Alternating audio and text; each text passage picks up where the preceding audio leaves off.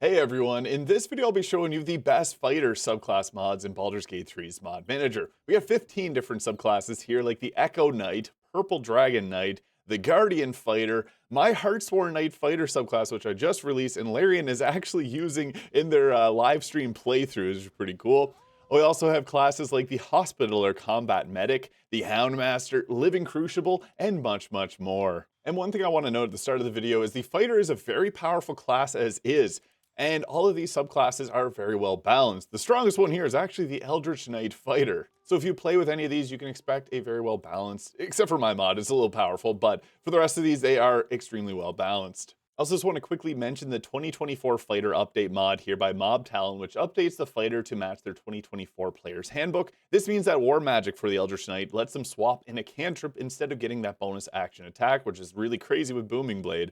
It also makes some nice buffs to things like the Champion, and even the Battle Master, which is evasive footwork, now gives them a +5 to armor class. This is great if you're a fan of D&D, and I just wanted to quickly mention this one, alongside also some equipment mods here for the fighter in particular. The Grim Visag'd War Fighter gear by Copperleaves here adds in 57 different pieces of equipment that's progressively going to level up alongside your character, and it's tuned perfectly for a fighter. Now, they have a few different ones that I'd recommend checking out for other classes. If you're curious, Copperleaves makes a lot of different of these equipment mods. They have cool appearances. Like here is the Miracle Plate, for example. And one thing I appreciate is the passive names they make, like it's clobbering time and everything under control. Hulk Smash. Graphic Fade also has the Might and Metal fighter equipment here that adds around 40 different pieces for the fighter. I would recommend just installing the Fade's equipment distribution all in one, which adds like 400 pieces of gear spread throughout the world, and you can explore and find it all. And let's quickly mention also that these shields are the Extra Shields updated mod by Badwidge69.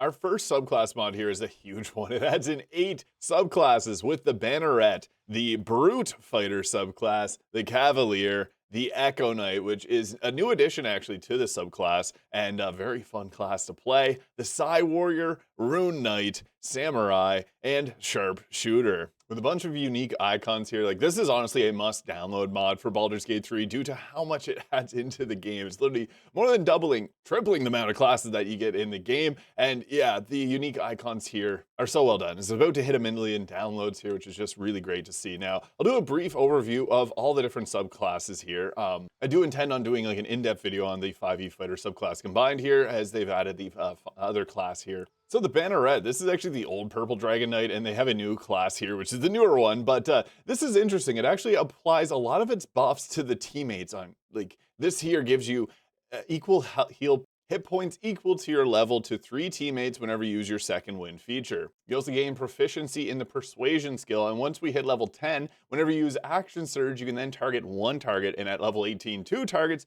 and give them a free weapon attack. And at level 15, whenever you use Indomitable, which rerolls the saving throw, you can actually apply this to one of your teammates as well, which is a really awesome ability. So this is more so suited to be like a buffer and support style fighter. The Brute, on the other hand, is more of it's kind of like the Champion fighter in a way, but heavier hits and it's better at resisting attacks. So you get a 1d4 damage whenever you're attacking with a weapon you're proficient with. This will scale all the way up to 1d10. They also have the brutish durability here, and one thing that's nice about this is Sumer Dagnoth, plus all the implementation details and mechanics here, which is linked to their Nexus mods. But you get like an additional fighting style, the brutish durability. Whenever you're making a saving throw, you can roll a 1d6 and add the die to your saving throw total. If applying this to a death saving throw, it increases the total to 20 or higher. You gain the benefits of rolling a d20. This doesn't count as rolling a critical success. If they made it work that way by doing a secret hidden roll there, it will heal you for 1 health point, remaking a critical success. You also get the devastating critical here, which will increase the hit damage you deal with a critical, and the survivor, which is really cool. If you're below half health, you're going to heal for a slight amount of 5 plus your constitution modifier. You don't get this if you're at 0 hit points or if you're at above 50%. Really cool and tanky.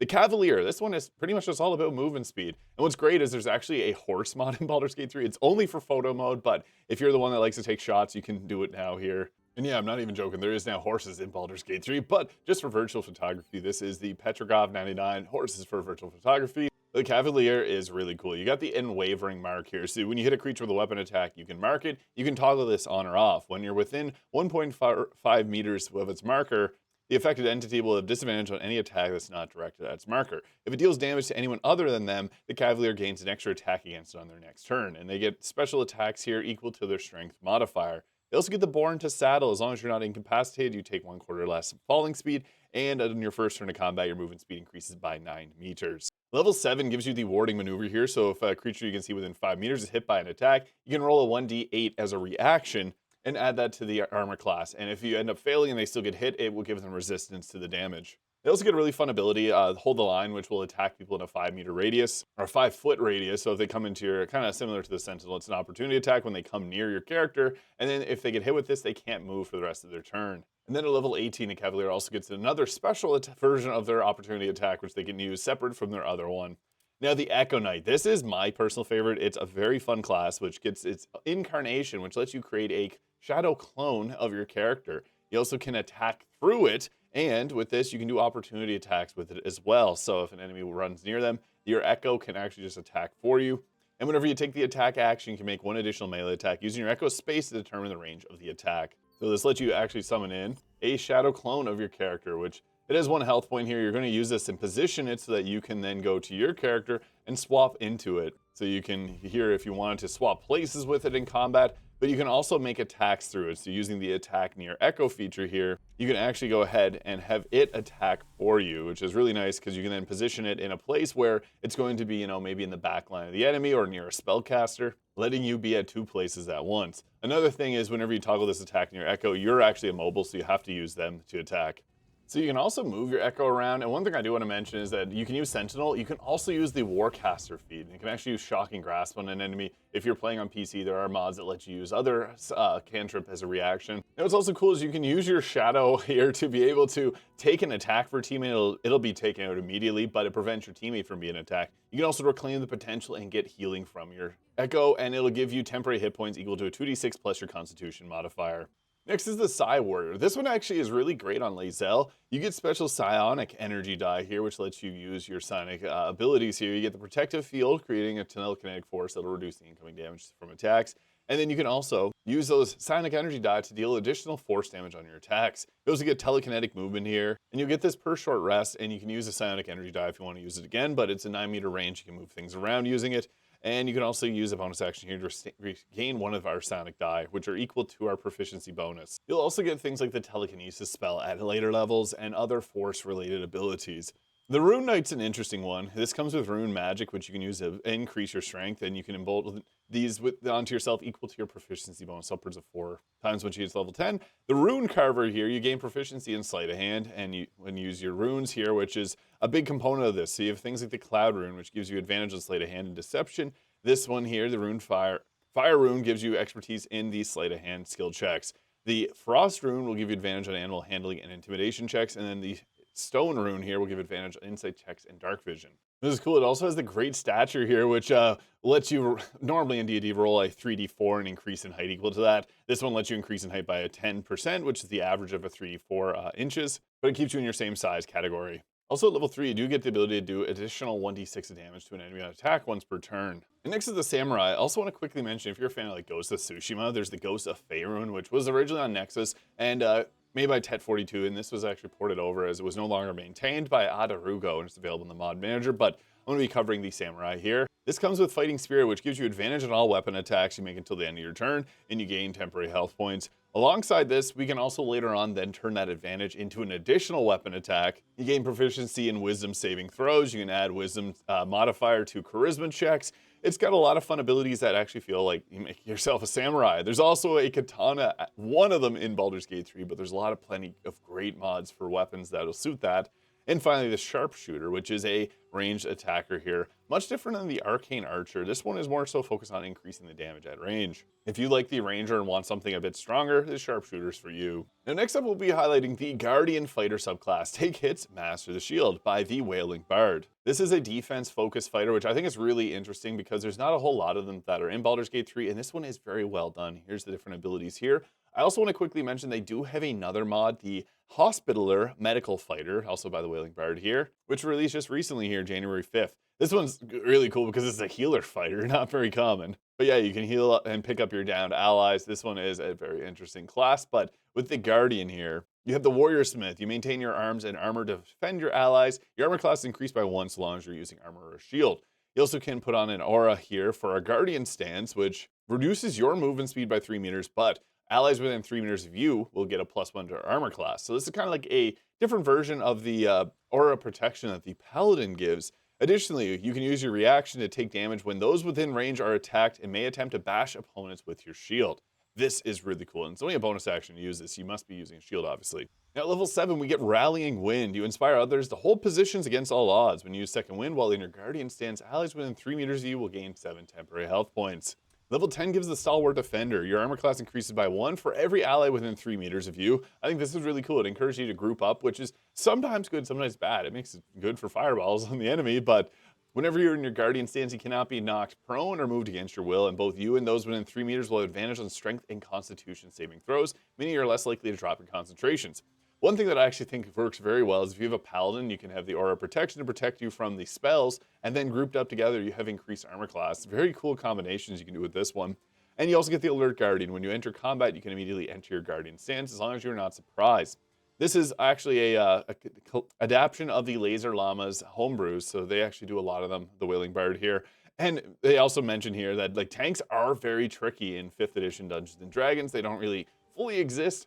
It's like the Barbarian and Moon Druid, but this one fills a really cool niche as a fighter that feels good to play, and especially with others. And next up is my subclass mod here, the Heartsworn Knight Fighter. This was actually made for Valentine's Day, which was last weekend, but as I mentioned earlier, Larian was playing with this today in their live stream from 7 hours ago. I was mind blown to see this again. They used my Pizza Chef Monk, and they were having a lot of fun with it. I highly encourage you to check this out if you're interested, but here's a bunch of the different abilities that come with this here. There are 9 different summons. I got unique spell lists here. There's unique spells for not just spells, but also arrow attacks and cantrips that you can do here. At first level, you get to choose between 8 different Heartsworn companions. And the nice thing is they're all kind of balanced. So if you'd rather have a cat or a dog or a wolf, you got your choices here. And we also got the Heart-Seeking Arrow, the Smoldering Gaze Shot, which can burn the target, and the Rosebind Arrow. You can use these once per turn. I did play around with having them as spell slots, but just found it played best this way. They are only usable once per turn, but I did scale down the damage on them. I tried to make this balance, and it's actually it's tuned down a little bit less than the Eldritch Knight. You do have summons, which I do want to mention are strong. You don't have to use them. But I have things like the Heartsworn Strike here, which I sneaky because I gave this class the War Magic feat that the Eldritch Knight has. If this class had Booming Blade, you can also get that as a high elf, but this gives you those 4 attacks, which is just crazy, whereas I made this one sneakily into a level 1 spell, which doesn't trigger the War Magic, whereas these actual cantrips do, which I made for the class, which apply debuffs and scale up in damage. The Heart Flame will also heal you for half the damage dealt. And I like to add new stuff at every level for my class, so you get like Sanctuary Lovelands. And here's a spell list that will progressively get stronger as you level up as you play. And we also have a full armor set here. There's 4 different weapons. It's a lot of really fun stuff that I put together for this. It also has some of the pieces of the Eldritch Knight that I really enjoy, like the selection of an open list of spells. Like if you want to find familiar Chromatic Orb or Grease, you can select from there. There's new spells as you continue to level up, and the spells that I did make allow you to heal for half the damage dealt, which I thought was pretty fun as a kind of like it's a little tankier for them, but not always using spells as your best action. It lets you think. I also have the expanded spell list here, so if there's things like Misty Step you want. And you can see here the spell lists do increase as you continue up in level. So for the Protect and the Control different spell lists, you continue to get new selections here. I also have Eldritch Strike because I think these abilities are really fun. And the Eldritch Knight is just a Booming Blade bot. So actually having some spell selection as I increase the spell at level 10, you get level 4 spells. And then once we get the extra attack, we also add in the Invocation training here. So you can actually learn some somewhat powerful spells that other casters would have earlier, making you a true spellcaster melee hybrid. I also have the Heartsworn Companion +1, so if you want to have 3 summons and aid, if you can choose how much health they'll have with this. And I made some unique weapons for this, so I actually am getting a little better at making weapons. I'll try to make some custom ones for future mods, but have this red and pink hammer, a full armor set here. I love how it just equips whenever you put that on like that. And it also has like the Oathbreaker helmet here, which I think looks really cool with this red and black dye that I use for it. They also have different abilities here, so you can pause this if you're curious what each of these do, but I made it open so you can do a lot of different things. It gives you momentum so you can be quick running around in the battlefield, and you can even do an unarmed build because this will add additional force damage onto your attacks. There's also unique VFX for these spells here, so you can see what these end up looking like. I really like this one here, the Passion Blast, because this actually uses God Gale, his Ascended Form's extra spell that you can only really use if you play as Origin Gale. So it's cool to see those VFX.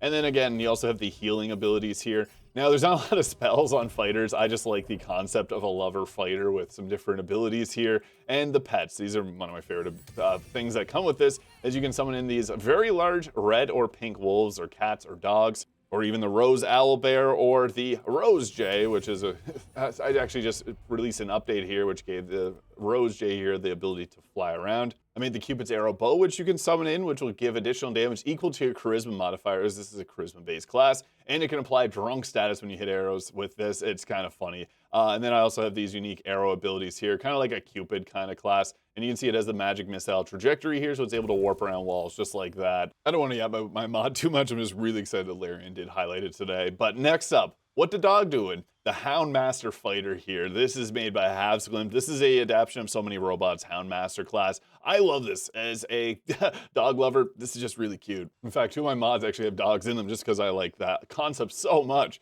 But you get the passive Leader of the Pack here, letting you choose between different dogs. So you get the dog here, which is good at flanking, the Warg, which has a roar, which will then shake enemies up, and then we also have the Blink Dog, which teleports around. Really cool stuff, because you can also have them buffed up, adding proficiency bonus to their armor class, attack rolls, and damage rolls, and their health points increase with your fighter level, and the Hounds make their death saving throws as if they are player characters, and at higher levels you can recruit additional Hounds to your pack.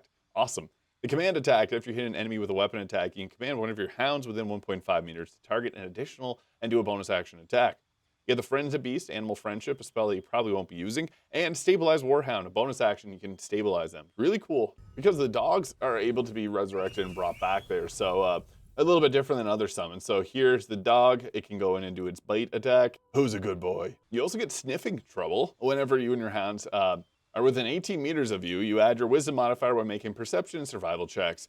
And you can also get the Dogs of War here, which gives them evasion, magical fangs, and directed assault features, and improved Leader to the Pack, which allows you to have 2 dogs now at level 7. What's better than 2? 3 dog. Like Fallout, we got the improved Leader of the Pack, and also Masterful Hounds, improved the target Warhound's combat abilities, giving it the ability to either cripple its targets or increase its mobility. Also love the casting animation is the dog bone there. That is seriously so sweet.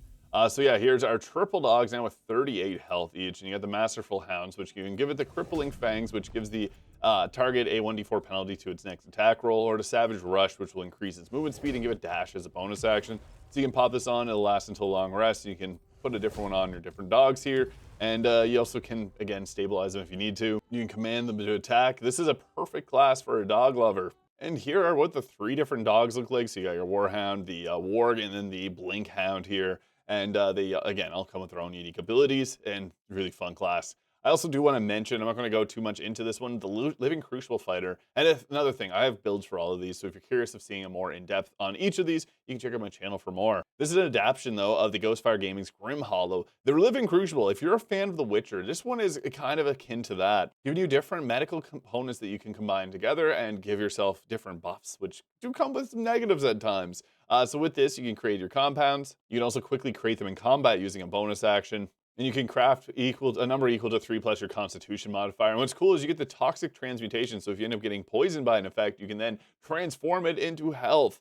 And here are all the different concoctions. So you can get things like Blind Sight, advantage on dexterity checks and saving throws, See in the Dark up to 37 meters, getting healing equal to your proficiency bonus at the start of each of your turns, Liquid Rage adding additional damage onto your attacks, a Steel Skin giving you resistance to damage attacks, 10-Man Tincture here increasing your size by double. Really cool stuff here. So yeah, if you like the kind of concept of taking different components here to power yourself up like The Witcher, and in anticipation of a potential Witcher 3 DLC coming this year, don't know about that, but I'm excited and I love this subclass by Havsglint. And finally, one of my favorite fighter subclasses, the Purple Dragon Knight. This is the 2024 version by Sumer Dagnoth here, coming with unique dragon animations, which there are dragons in Baldur's Gate 3, but they're in very specific moments where they fly up or down. It's not easy to have an actual dragon companion, but you do get this little amethyst dragon companion that you can summon in here, and as you continue to level up, it's going to get bigger and stronger. I do want to mention, if you like dragon classes, They also have created the 5e Ranger subclass combined, and the Drake Warden Ranger has multiple different colors of dragons. So the purple one I'm a huge fan of because it's got this really cool gravity force breath attack that it does. But yeah, I do want to quickly mention they've also made the Drake Warden Ranger as well. Just look at those VFX, super cool. So at level 7, it'll then increase to medium size, and it can carry you for brief distances. Your bonded gravity breath can be used 4 times per day now, and increases to a 9-meter cone and deals 2 to 12 force damage to a target that fails its saving throw. And you get the shared second wind. This is cool, and I love the icon too. Whenever you use your sacred second wind, you can then add additional health points and a use of its gravity breath onto your dragon. And our dragon has increased itself in size there. What's cool about this class, it'll actually keep recasting whenever you do level up so that your dragon will increase in its size naturally. A really cool feature. Now, since this class is actually based off the Banneret, which I mentioned at the start of this video, it has some of the similar abilities like the Rallying Surge, which I think is really fun. Whenever you use Action Surge, up to 3 allies can do a reaction attack, or they can move. And all of Satho's mods, and a lot of the ones that we featured here today, including even my mod, have level 20 support, which is awesome. The fighter, also if you're using the level 13 to 20 mod, at level 20 you will get a 4th attack. It's pretty fun, strong. I'd recommend Tactician Enhanced, but it's fun. Now at level 15 we get our larger dragon. It gets more gravity breath, and we can do a tandem attack. On your turn you can forego one of your attacks to command your bonded dragon to attack a nearby foe. Kind of like how the Eldritch Knight lets you, or the Echo Knight lets you have your summon in a different area to attack someone. This does too. Great for targeting spellcasters. Level 18 gives your dragon resistance to force and psychic damage. It's kind of funny because my Heartsworn Knight fighter actually has resistance to those on its pets as well. I didn't even realize that, but yeah, red and pink, and a good damage type to actually be resistant to. Level 19, or level 20 I should say again, is that extra attack. And as mentioned, at level 15, our dragon then becomes a much larger dragon here, which is cool because you can then, again, attack through your dragon. You can use it to have your character fly. It can carry the knight, so you can use this and then choose a destination, and it'll fly up into the air. Really cool usage of the animations. And again, I want to mention that there isn't really normal animations here for the dragon to move around. And Sumo Dragon actually got help from Ninjoma here to make that happen. I love the gravity breath though. It's such a cool looking attack here. And yeah, you can either push or pull creatures with the gravity breath there to make them move around. Sorry, Volo. But yeah, there are a lot of really great fighter subclass mods out there. I just want to highlight some of my favorites. And let me know your favorites in the comment below. Hit the subscribe button too if you enjoyed. I hope you guys all have a great day, and we'll catch y'all in the next one.